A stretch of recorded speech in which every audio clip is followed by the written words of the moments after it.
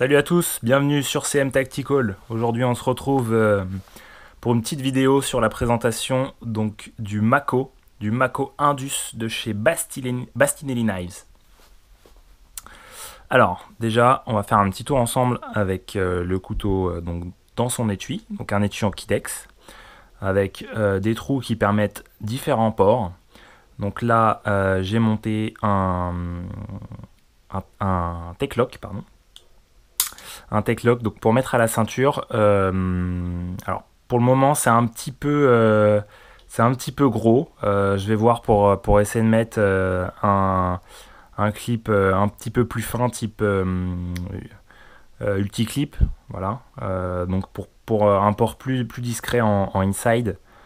Voilà, parce que là c'est un port qui permet, enfin le Tech-Lock te permet un port que en extérieur, donc sur la ceinture. Donc à voir comment je vais modifier ça. Pour le moment, ça fait l'affaire. Donc sans plus attendre, on va sortir le couteau. Voilà. Donc, alors, il s'agit d'une version un petit peu spéciale. C'est une version qui avait été faite pour le SHOT Show d'Atlanta, donc le SHOT Show 2017. Donc en version Stonewash. Sinon, il va sortir donc en version full black PVD. Donc on retrouve la petite gravure, hop, Bastinelli. Donc c'est un Stonewash pour la lame. Donc du plus bel effet. Moi je trouve ça vraiment magnifique avec la plaquette donc en G10 texturé, G10 noir.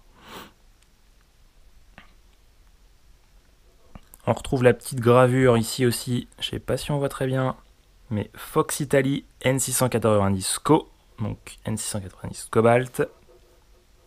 Au niveau de la prise en main, voilà ce que ça donne. Alors j'ai pas beaucoup de recul là sur la caméra, mais voilà. Voilà ce que ça donne, c'est vraiment parfait comme d'habitude. Hein.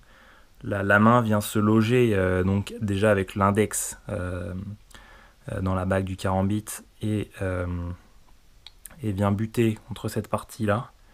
Il n'y a pas de risque que la main glisse, le petit doigt glisse sur la lame. Donc on a vraiment une super prise en main en prise carambit, mais aussi une très bonne prise en main, comme ça. Donc on pourrait même passer le doigt dans la bague en bas. Donc c'est vraiment super. Au niveau du poids, alors je ne l'ai pas pesé, j'ai pas le poids, mais c'est hyper bien équilibré. Donc pour tout ce qui est flip un peu, c'est plutôt bien équilibré, ça pose aucun problème, ça flippe super bien. Maintenant au niveau de la taille, je vais vous comparer ça. Alors il n'est pas très gros. Quand je l'ai reçu, je m'attendais à quelque chose d'un petit peu plus gros, et en fait non, il n'est pas très gros. Donc j'en suis plutôt content d'ailleurs, parce que j'avais peur qu'il soit trop gros. À côté du Mako Folder,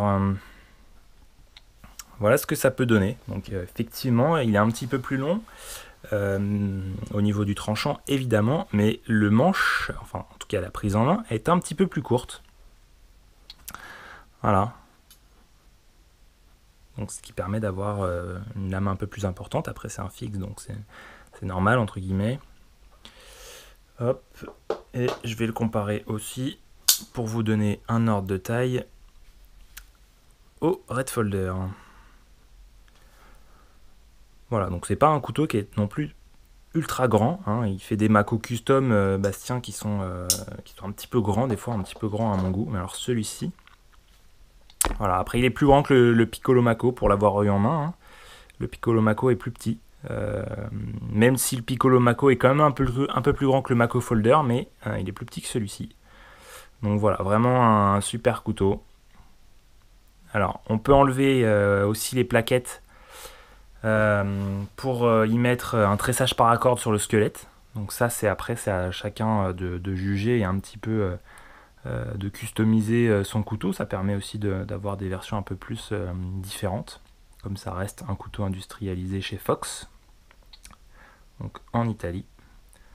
On a une belle découpe aussi, voilà, ici, voilà, on finit en pointe et là on repart sur du plat en fait. Donc ça c'est assez joli. Cette partie-là, je la trouve assez jolie. Et puis on a toujours en fait ce dos de lame et même l'intérieur qui est bombé, au même titre que la bague.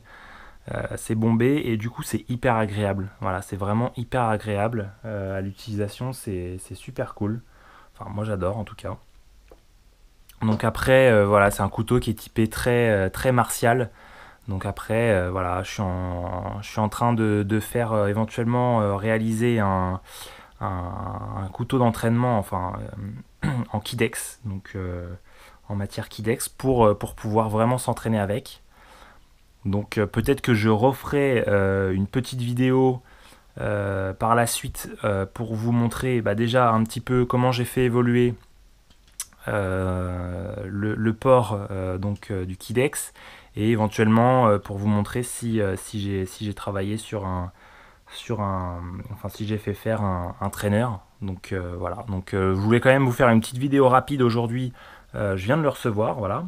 Mais en tout cas, je voulais vous faire une petite vidéo rapide pour vous présenter ce Mako qui va sortir dans très peu de temps en France et aux États-Unis.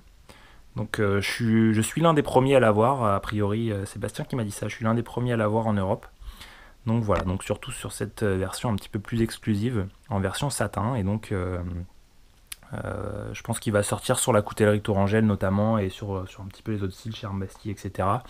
En version full black. Voilà, donc n'hésitez pas à lui envoyer un mail si vous avez des questions sur ce couteau et si vous voulez vous en procurer un. En tout cas, merci de m'avoir suivi et puis je vous dis à très bientôt pour de nouvelles choses. Ciao.